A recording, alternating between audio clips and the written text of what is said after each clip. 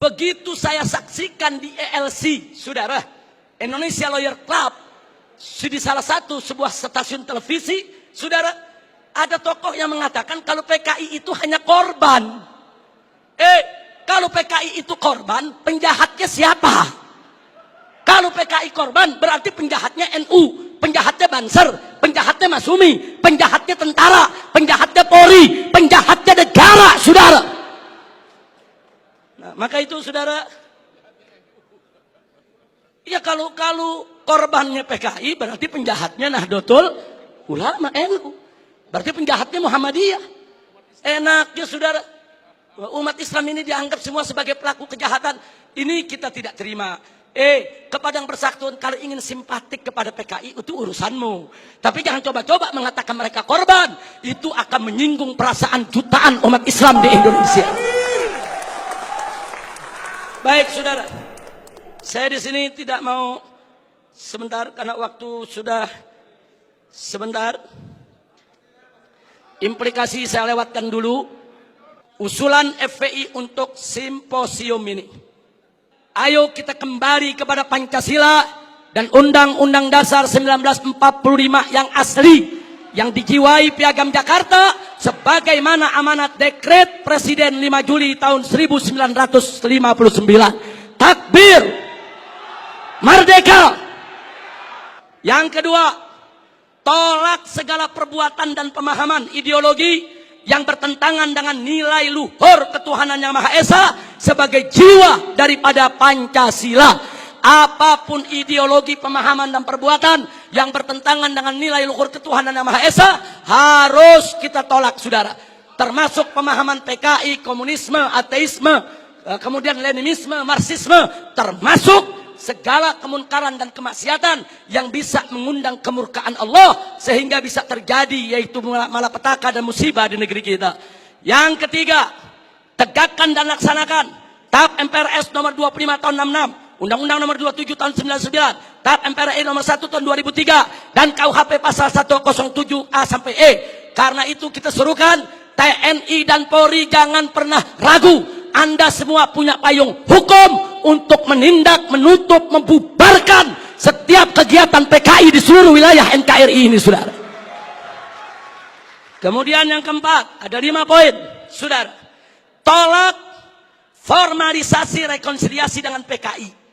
Saudara, saya punya cerita. Di tahun yang lalu, 16 Agustus tahun 2015, kami Ormas Islam itu melakukan long march yang diikuti oleh ratusan ribu umat Islam dari Senayan, Sudirman, Tamrin sampai ke Istana. Kenapa kami gelar itu parade tauhid, saudara, dengan ratusan ribu umat Islam? Karena kami dengar dari sumber yang sangat terpercaya bahwa Presiden, saudara, berencana untuk memasukkan, saudara, item permohonan maaf kepada PKI di dalam pidato kenegaraannya. Kita melakukan demo-demo kecil dan puncaknya yaitu tanggal 16 Agustus 2015, saudara.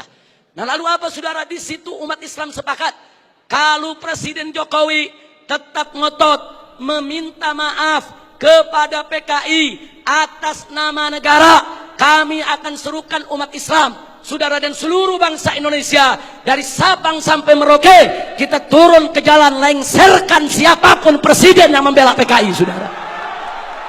Takbir, merdeka. Nah, kenapa kami tolak formalisasi rekonsiliasi dengan PKI? Karena akan membuka luka lama sejarah dan bisa membuka pintu fitnah yang berbahaya. Yang ingin saya berbagi cerita, saya diundang oleh Menko Polhukam di rumahnya. Kami diajak dialog soal PKI. Saya tanyakan langsung kepada beliau, apa betul Presiden tetap akan minta maaf kepada PKI?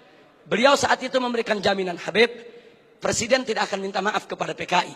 Kalau sampai saya menyetujui itu, beliau tunjuk pengawalnya di sebelah Kopassus. Ini anak buah saya, Kopassus akan tembak kepala saya. Nah, terus saya tanya lagi, saudara, kepada beliau, baik, tapi saya dengar Anda dapat tugas khusus dari Presiden untuk mencari formulasi rekonsiliasi nasional berkaitan dengan PKI. Nah, beliau jawab, betul. Jadi beliau tidak menafi, saudara, betul. Saya dapat tugas bagaimana mencari formulasi rekonsiliasi kita dengan PKI. Baik, saya tanya, itu maksud rekonsiliasi itu apa, Pak? Tujuannya apa? Apa tujuannya? Oh, dikatakan supaya tidak ada dendam di antara kita, supaya kita hidup damai. Oh, kita tolak, saudara. Tidak perlu rekonsiliasi yang formal. Sebab, saudara, rekonsiliasi secara alami telah berjalan di tengah masyarakat antara PKI dengan bangsa Indonesia, saudara. Artinya hari ini seluruh kader-kader PKI, keturunan PKI sudah mendapatkan hak sosialnya, hak sipilnya, hak budayanya, hak politiknya, hak ekonominya. Mereka minta apa lagi? Mereka jadi pejabat bisa, jadi pengusaha bisa. Mereka udah nggak diganggu oleh umat Islam, saudara. Itu rekonsiliasi alami, saudara. Tinggal kita minta kepada keturunan PKI tersebut, silakan kalian berkarya, silakan kalian ini berkarir, silakan kalian berjuang untuk bangsa ini. Tapi satu syarat, kami tidak akan ganggu kalian jadi pejabat, jadi bisnismen, jadi pengusaha. Tidak.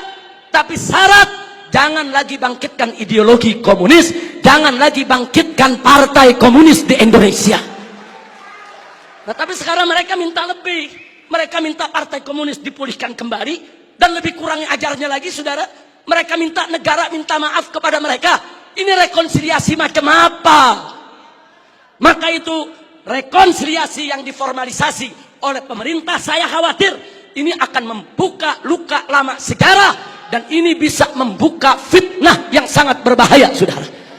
Makanya tepat yang dikatakan oleh Kiai Haji Salahuddin Wahid, cucu daripada saudara pendiri Nahdlatul Ulama beberapa waktu yang lalu, kalau presiden, pemerintah ini sampai minta maaf kepada PKI, akan melukai seluruh perasaan daripada warga NU.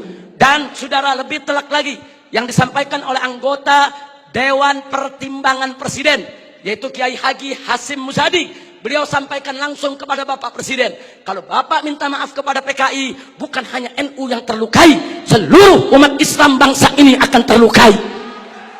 Ini bahaya, ini negeri udah damai, udah tenang. Kita nggak ribut-ribut lagi soal PKI, saudara. Kenapa mau dikorek-korek lagi luka lama, saudara? Nah, karena itu, saudara, kalau ada usulan bongkar itu kuburan massal yang isinya PKI, apa seluruh kuburan mau dibongkar? Kuburan kiai-kiai, santri-santri, saudara, umat Islam yang mereka sembelih, apa semua mau dibongkar? Apa semua juga mau dibangkitkan kembali, yaitu luka lama yang sudah ada? Ini pertimbangan tidak rasional, saudara. Karena itu kami dari FPI menolak formalisasi rekonsiliasi dengan alasan apapun, saudara. Tapi kami menerima kader-kader keturunan PKI saat ini dikembalikan hak sosialnya, hak ekonominya, hak politiknya, saudara. Kita terima, mereka bangsa kita, mereka saudara kita. Silakan hidup bersaudara berdampingan dengan kita, dan mereka harus tunduk kepada Pancasila. Jangan lagi menghidupkan daripada komunisme. Sebagai penutup yang kelima, saudara, saya ajak semua yang ada di sini untuk menyerukan jihad konstitusional secara nasional melawan semua gerakan komunis dan neolib untuk selamatkan keutuhan negara kesatuan Republik Indonesia, saudara. Takbir, Allahu Akbar, merdeka.